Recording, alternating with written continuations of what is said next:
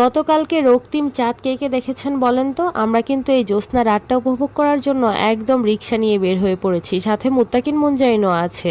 অনেক দিন যাবত রাত্রেবেলা ঘুরতে যাওয়া হয় না, হঠাৎই আমি ওর কাছে বায়না করলাম যে চলো আজকে রাতে একটু ঘুরে আসি। আগে কিন্তু আমি প্রায় এভাবে ঘুরতে যেতাম, মানে মুত্তাকিন মুনজাইন যখন ছিল না, আমরা যখন ঢাকায় একসাথে থাকতাম তখন দেখা যেত প্রায়ই ও অফিস থেকে আসার পর আমাকে নিয়ে ঘুরতে যেত।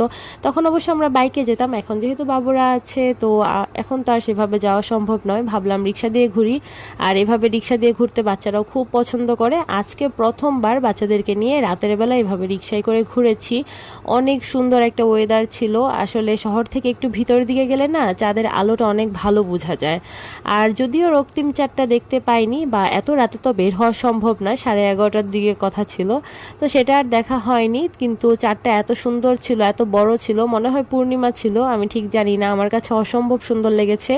আর চাঁদটাও আমাদের সাথে সাথেই যাচ্ছিল, অনেক ভালো লেগেছিল। অনেক দিন পর এভাবে রাতের বেলা ঘুরতে পেরে আমার তো অসম্ভব ভালো লেগেছিল। আমি শুধু ভাবছিলাম আগে আমরা 2জন ছিলাম আর এখন আমরা 4জন আছি, এটাই শুধু পার্থক্য। সবাই দোয়া করবেন আমাদের জন্য, সবাই ভালো থাকবেন। আসসালামু আলাইকুম।